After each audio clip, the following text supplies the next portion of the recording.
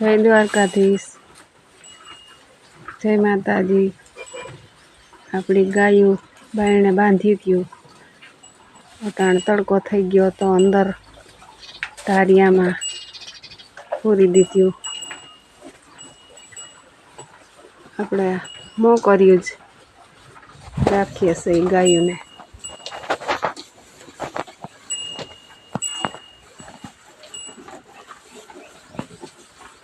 તો હવે આ આપણી મોટી ગાય મંડી છે આવું ઉતારવા।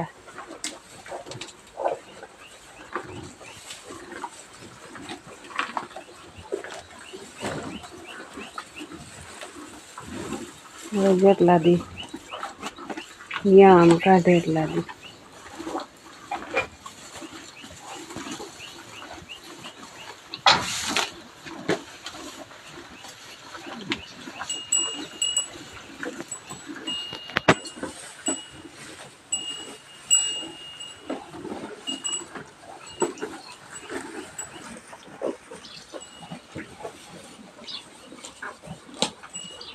आ रीतनी अपनी गौशाला से 5 माताजी अपने से।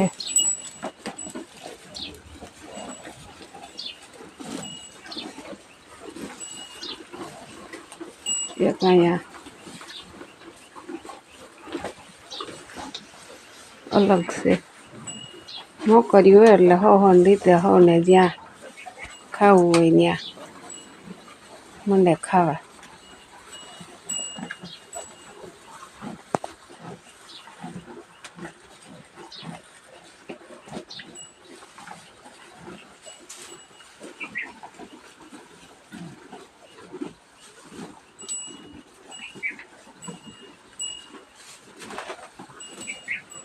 આ એ વ્યાયામ છે। આને ગાપ ફૂટી ગયો છે।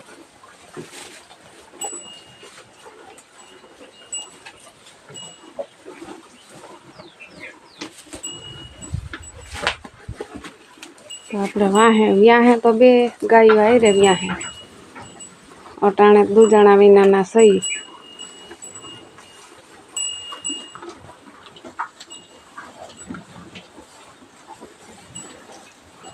એક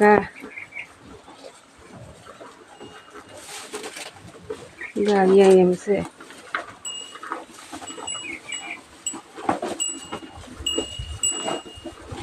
आगा अपनी वेतरवारी से लगभग 10 वेतर थई गया है।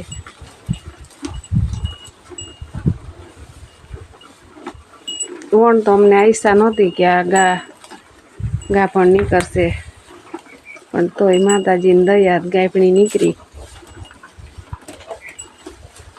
ने हवे आपणे कांई एनी आशा नथी के व्यायीने आपणे दूध खाई।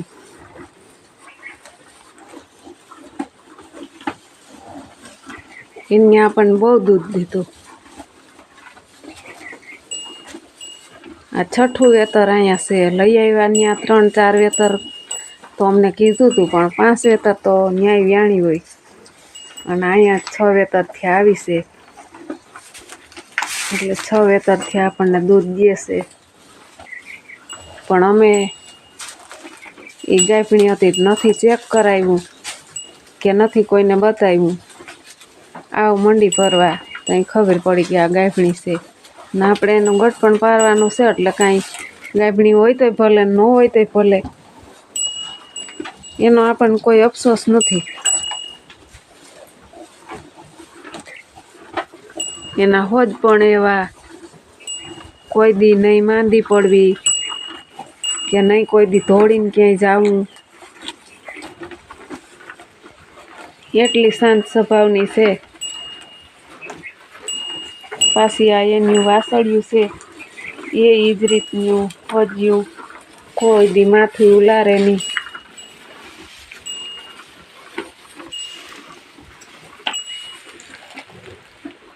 आ एनी छे। आ ज्यारे अमे लई आव्या त्यारे व्याणी तई आ पेली वासળી आवी। પછી આ બીજી વચ્ચે એક વાસળો હતો, પછી આવડ્યા પાછો એક વાસળો હતો, અને આ પાછી વ્યાયામ છે.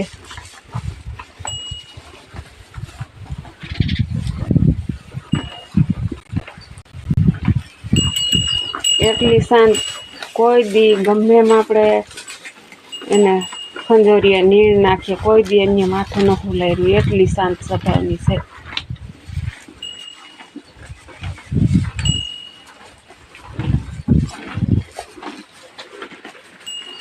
પણ એક વ્યાવાન ટાણે બેહવા ટાણે એને એવી તકલીફ થાય કે બહુ અરહો આવે ને એટલે આંસરમાં જો આ સીપટી આવે ને આવી રીતનો પ્રોબ્લેમ થાય.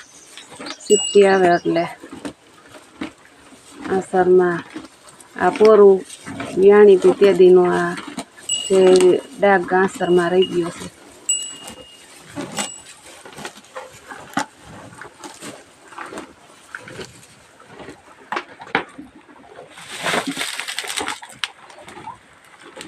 છ મહિના થયા દૂજાણા વિનાના સહી, એટલે આપણે મજા ન આવે દૂજાણા વિનાના.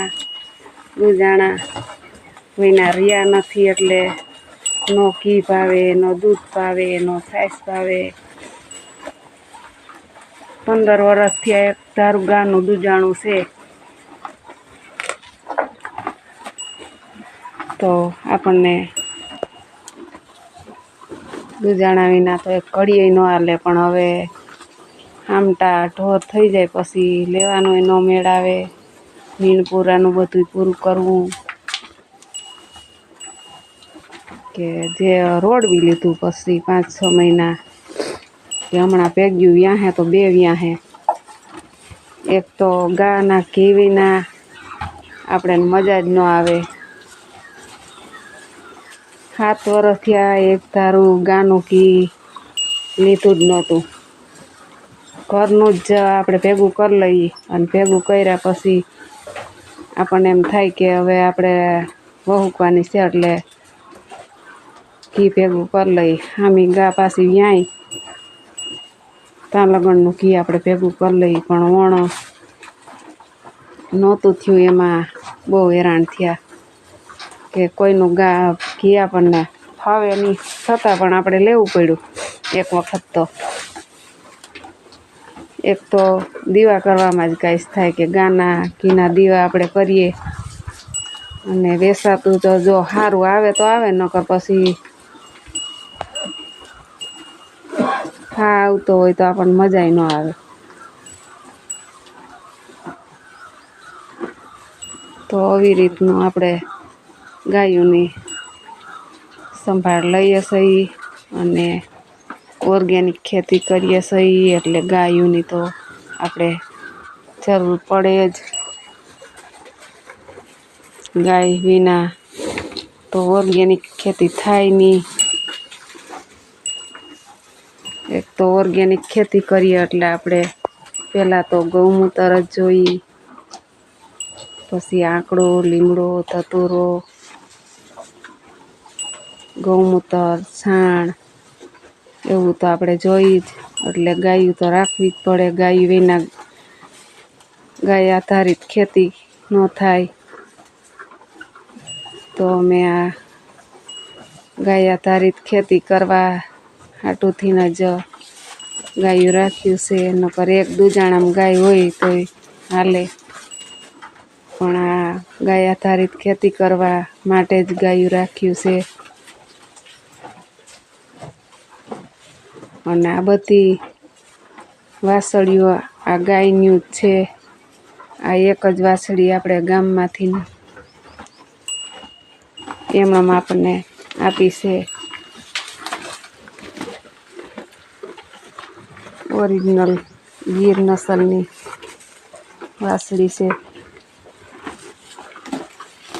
થોડીક નબળી છે પણ ગીર નસલની છે, એટલે અમને ગમી ગઈ હતી. એટલે ભાઈને કીધું તો એને આપી. કાનને એકદમ મોટા છે.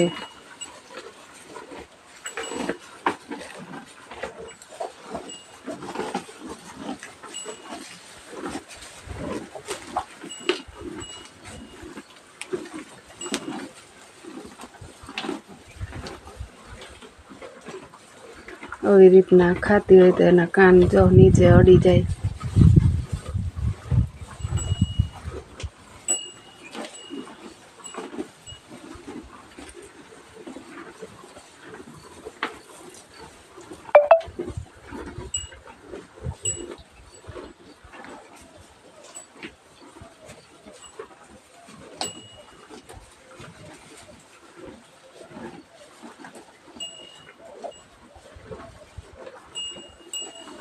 કાન જો આવ નીણ ને અડી જાય છે.